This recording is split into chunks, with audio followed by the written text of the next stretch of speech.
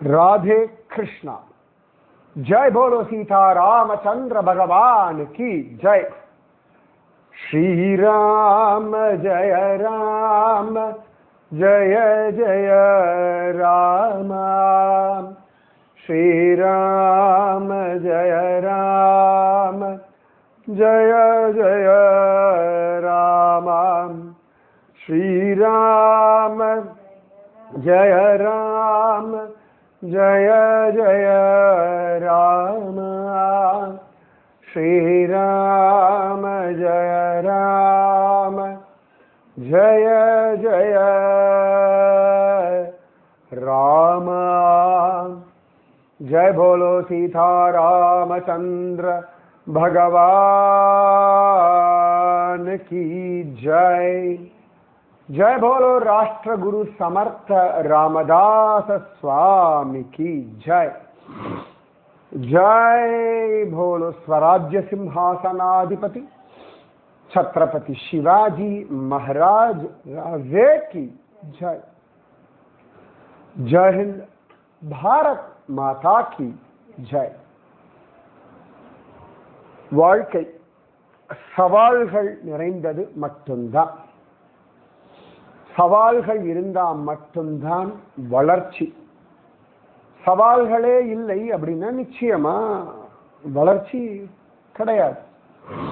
உங்க வாழ்க்கையில நீங்க முன்னேறின்றிருக்கீர்கள் அப்படின்றதுக்கான சுலபமான ஒரு புரிஞ்சுக்கிறதுக்கான உபாயம் ஒவ்வொரு நாளும் விதவிதமான சவால்கள். இந்த சவால்களை நீங்க வேண்டாம் ஒதுக்கவும் முடியாது, தள்ளவும் முடியாது. நீங்க அதை எதிர்கொண்டுதான் ஆகணும். அதை ஹேண்டில் பண்ணி அதுல நீங்க அதை மாஸ்டர் பண்ணிக்கலாம்.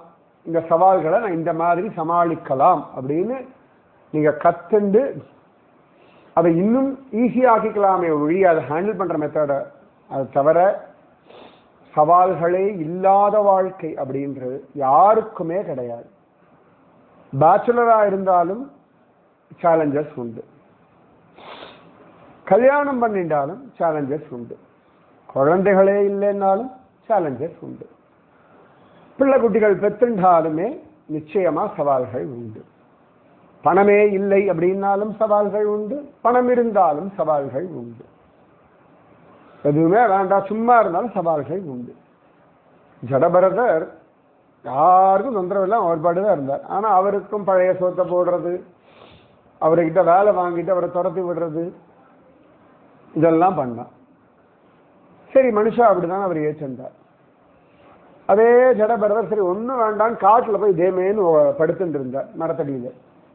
அங்கேயும் எவனோ ஒருத்தன் வந்து வாடா பல்லக்க தூக்குடா அப்படின்ட்டான். அதனால இது சும்மா இருந்தாலும் சவால் வந்துட்டு தான் இருக்கும். உங்க வாழ்க்கையில எந்தெந்த காலகட்டத்தில் என்னென்ன சவால்கள் உங்களுக்கு உண்டோ அது வந்தே தீரும். அதை நீங்க எதிர்கொண்டுதான் ஆகணும். அந்த விஷயத்தை நீங்க உங்க வழியில அதை கையாள்வதற்கான முயற்சிகள் பண்ணணும். இந்த கையாளும் முறையில நீங்க அதுல இன்னும் அழகா நுணுக்கங்கள் தெரிஞ்சுக்கலாம். இவ்வளவுதான் முடியும். இங்க ஜனனமும் சவால் தான், மரணமும் சவால் தான், வாழ்க்கையும் சவால் தான், பசியும் சவால் தான், தூக்கமும் சவால் தான், ஆகாரமும் சவால் தான். 10 நிமிஷம் சாப்பிட்டுடுறோம், அதுக்கு 1.5 மணி நேரம் சமைக்க வேண்டியிருக்கு. அந்த 1.5 மணி நேரம் சமைக்கிறதுக்கு முன்னாடி நாள் யோசிக்க வேண்டியிருக்கு. அதுக்கு காய்கறி வாங்கிறது, சம்பாதிக்கிறது, செலவு பண்றது, சேமிக்கிறது எல்லாமே சவால் தான்.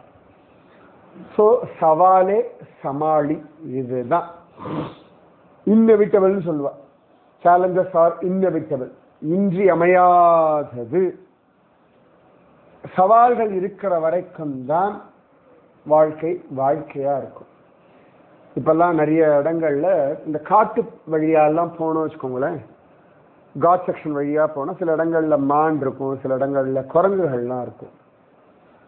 அங்கங்க எழுதி வச்சிருப்பா, டோன்ட் ஃபீட் த அனிமல்ஸ் அப்படின்னு, மிருகங்களுக்கு உணவு கொடுக்காதீர்கள். அதுக்கு என்ன சொல்றாவா? நான் நிறைய பண்ணியிருக்காங்க தப்பு. இந்த திருப்பதி போகும்போதெல்லாம் பார்த்தா மலை மேலே ஏறும்போது நிறைய மான்களா நிற்கும். அந்த மான்களுக்கெல்லாம் பழம் எல்லாம் கொடுப்போம். அது விற்கிறதுனே கடைக்காரர் இருப்பான், அவள் நல்ல சம்பாத்தியம். கடைசியில் என்ன ஆகும்னா இந்த மான்கள் அந்த வேலி ஓரத்தில் அப்படியே உட்கார்ந்து இருக்கும் பிச்சை எடுக்கிற மாதிரி. அவ கொடுக்குற சாப்பிட்டு அங்கேயே கிடக்குமே ஒழிய அதுக்கு இயற்கையாக தன்னுடைய புல்லை தேடி போகணுன்றது மாதிரி போயிடும். அதுக்கப்புறம் முக்கியமா குரங்குகள் என்ன ஆகிறதா, மனுஷா கொடுக்க கொடுக்க கொடுக்க இந்த மூத்த குரங்குகள்லாம் உட்காந்து வாங்கி வாங்கி பழகிடுறதா, அது கூட இருக்க குட்டி குரங்குகளும் இது பழகின்றது.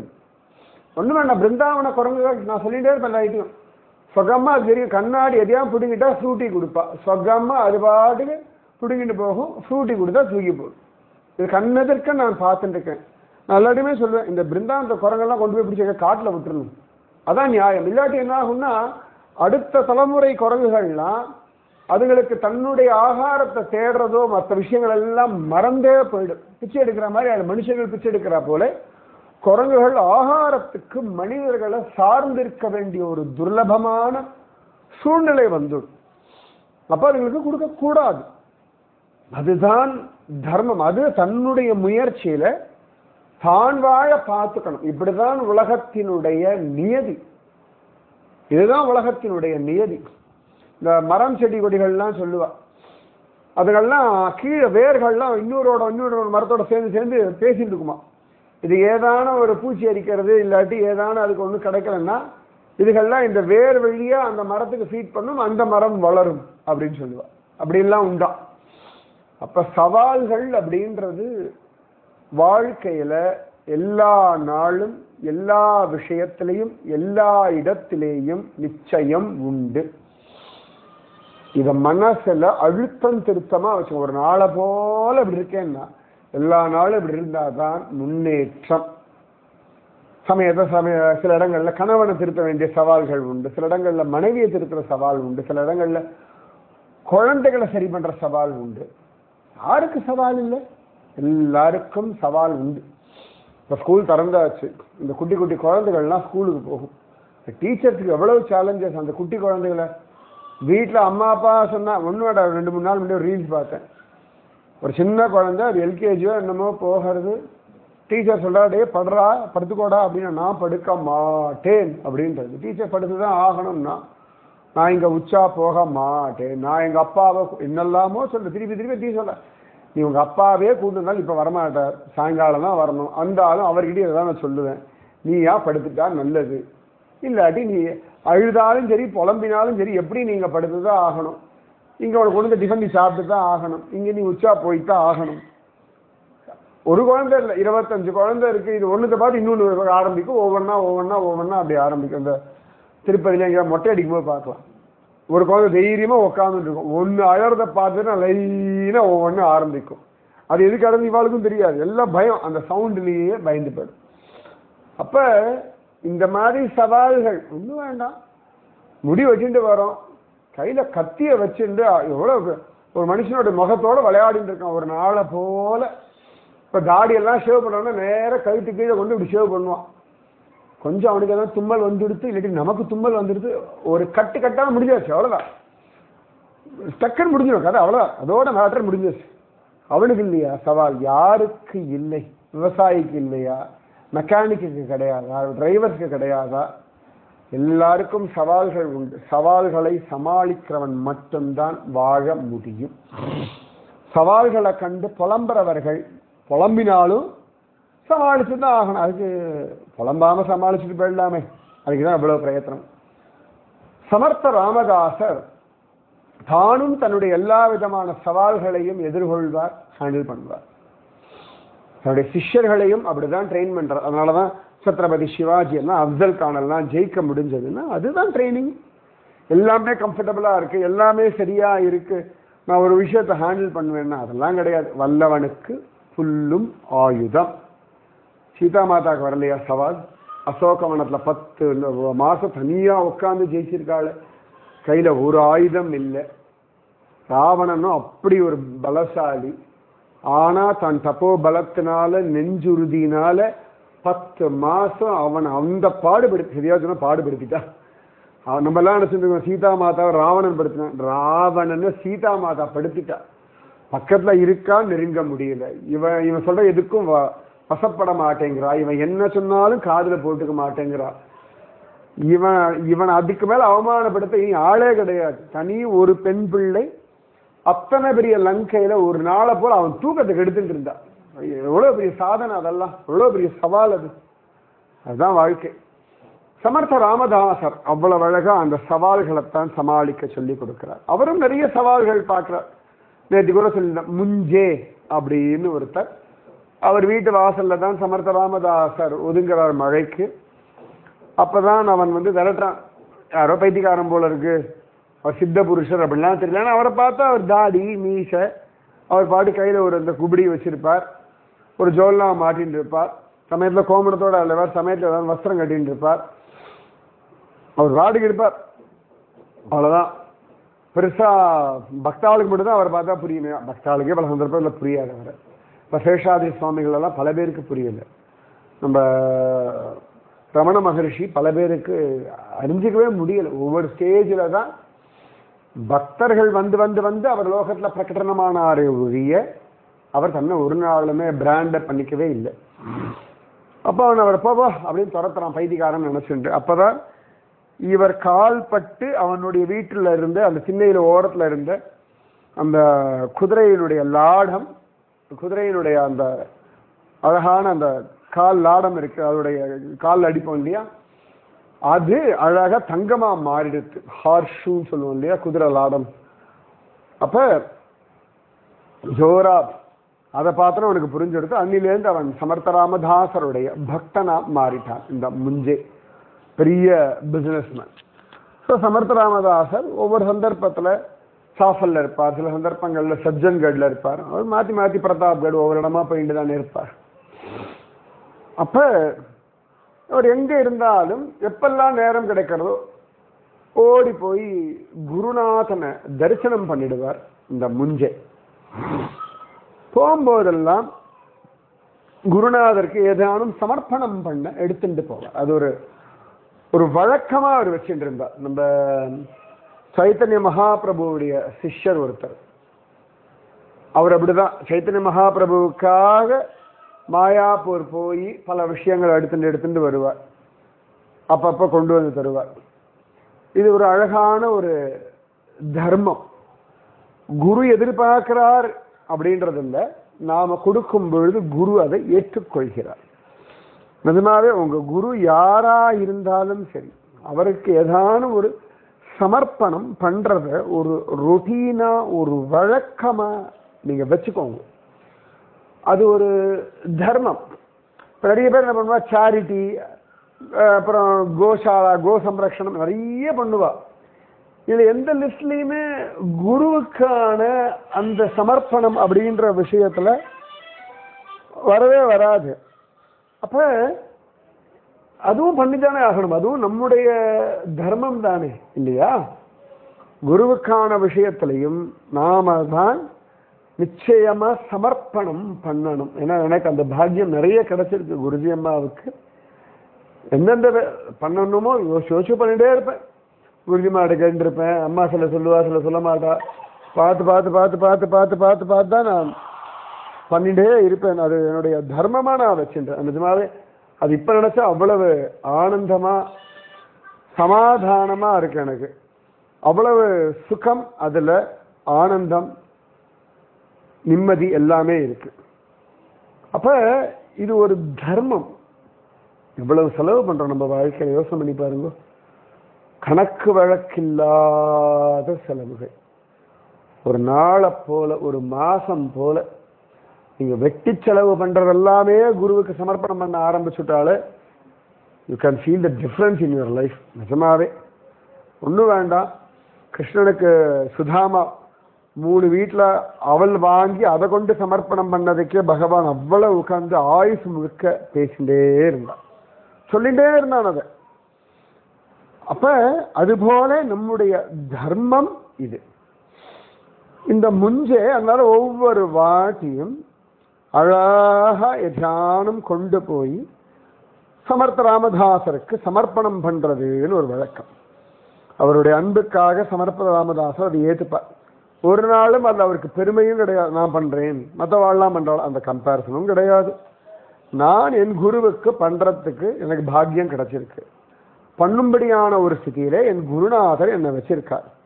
அவ்வளவுதான். மற்றவா என்ன பண்றா, நான் ஜாஸ்தி பண்றேன்னா, நான் குறைவா பண்றேன்னா எதுவுமே இல்லை. எனக்கு இது முடிஞ்சது, இதை நான் பண்ணி கொண்டு இருக்கேன் அப்படின்னு சொல்லிட்டு அழகா பண்ணிட்டே இருப்பேன். நிஜமாவே நிறைய பேர் நான் பார்த்துருக்கேன். ரொம்ப ஆச்சரியமாக விதவிதமாக சத்சங்கத்துக்கு பண்றதை நான் பார்த்துட்டு இருக்கேன். அப்போ ஒரு சந்தர்ப்பத்தில் சமர்த்த ராமதாசர் அவருடைய சிஷ்யர்கள்லாம் அந்த சாஃபல் அங்க உட்கார்ந்து பேசிட்டு இருக்கார். சமர்த்த ராமதாசர் ஏதோ விஷயம் சொல்லிட்டு இருக்கார். முஞ்சே அவருடைய எங்கேயோ வியாபாரத்துக்கு இந்த கப்பல்ல நிறைய சரக்கெல்லாம் எடுத்துண்டு அவர் போயிட்டு இருக்கார். இங்க சிஷ்யாரோட உட்கார்ந்து சமர்த்த ராமதாசர் சத் விஷயங்கள் சொல்லிட்டு இருக்கார். திடீர்னு பேசிட்டே இருக்கார். திடீர்னு பார்த்தா சமர்த்த ராமதாசர் தொப்பமா நனைஞ்சு உட்கார்ந்து இருக்கார். எல்லார்கிட்டையும் பேசிட்டு இருக்கார். திடீர்னு பார்த்தா சமர்த்த ராமதாசர் தொப்பமா நனைஞ்சிருக்கார். இவர் யாருக்கும் ஒண்ணுமே புரியல. வேர்வையும் இல்லை, மழையும் இல்லை, எல்லாரும் தான் உட்கார்ந்து இருக்கா. ஆனா இவர் மேல மட்டும் என்னமோ தண்ணி கொட்டினா மாதிரி தொப்பமா உச்சந்தலிருந்து உள்ளங்கால் வரைக்கும் இவர் மேல தண்ணி பட்டு அங்க இடம்லாம் ஈரமா இருக்கு. ஆனா இவன் மேல ஒரு துளி தண்ணி எங்கிருந்துமே தெளிக்கல. மழையும் இல்லை. இவன் எங்கேயோ நதிக்கரையிலையோ இல்லாட்டி கடற்கரையிலையோ உட்காரவும் இல்லை. சிஷ்யா எல்லாம் பார்க்கறா. சுவாமி இது என்னது, இது திடீர்னு ஒரு தொப்பமா நினைஞ்சுக்கிட்டே அப்படின்னு சமர்த்த ராமதாசர் ஜெய ஜெய ரகுவீர சமர்த்த 2 வாரம் கழிச்சு தெரியும் உங்களுக்கு, விட்டுடுங்க அப்புறம் பார்த்துக்குவோம் அப்படின்னு. சிஷ்யாளுகள்லாம் சாதாரண சில விஷயங்கள் சொல்லிடுவார். சில விஷயங்கள் இதெல்லாம் உங்களுக்கு அனாவசியம்னு விடுவார். சில விஷயங்கள் அப்புறமா புரியும் விடுவார். இது எல்லாமே நான் குருஜி அம்மாட்ட பார்த்துருக்கேன் பிரத்யக்ஷத்துல. நமக்கு பக்குவம் இல்லைன்னா கோபம் வரும். அதை நம்ம சொல்லப்படாதா, சொன்னாதானே தெரியும் அப்படின்னு. இந்த டிமாண்ட் பண்ணிலாம் ஒன்றுத்தையும் நடத்திக்க முடியாது. அது என்னுடைய அனுபவத்துல நான் கண்ட உண்மை. பகவானே தத்வித்தி பிரணிபாதேன பரிப்பிரஸ்னேன சேவையா அப்படின்னு தான் சொல்றான். கேட்கிற முறை இப்படி கேட்டுக்கலாம், சொல்லும் பொழுதுதான் சொல்லுவார்கள். அப்ப சமர்த்த ராமதாஸ் சொல்லிட்டார், எழுந்து போயிட்டு அவ்வளவுதான். அதுக்கப்புறம் அந்த கான்வர்சேஷன் அவர் உள்ள வரவே இல்லை. சிஷ்யா அவாவா பேசிலாம் பார்த்தா என்ன பேசலாம் ஒன்றும் புரியல. நினைஞ்சது அவருக்கு மட்டும்தான் தெரியும் ஏன் நினைச்சாருன்னு. கரெக்டா அந்த 15 நாள் கழிச்சு இந்த முஞ்சே அங்க வர நிறைய வஸ்திரங்கள் என்னெல்லாமோ எடுத்துட்டு வந்து ஜெய ஜெய ரகுவீர சமர்த்த அப்படின்னு சொல்லி அழகா சேவிச்சார். நிறைய கொண்டு வந்திருக்க, நல்ல வசதியானதெல்லாம் கொண்டு வருவார் அவர். அப்படிதான் சமர்த்த ராமதாச சிரிச்சா, முஞ்சே என்னது இது, என்ன நிறைய அள்ளி அள்ளி கொண்டு வந்திருக்கா, என்ன விஷயம் அப்படின்னு. இவாள்லாம் மறந்து போயிட்டா அந்த விஷயத்தை. ராமதாஸ் சொன்னா 2 வாரம் அதுக்குள்ள சரி ஒண்ணும் தெரியல, மறந்து போயிட்டா வாழலாம். அப்ப முஞ்சே சொன்னார், சுவாமி என்ன வந்து காப்பாத்தினேளே சுவாமி, அதுக்கு என்னால முடிஞ்ச சமர்ப்பணம். சமர்த்த ராமதாஸ் சிரிச்சா, என்னது நான் இங்கதான்டா ஊர்ல இருக்கேன் சுவாமி, நான் பார்த்தேன் சுவாமி உங்களை.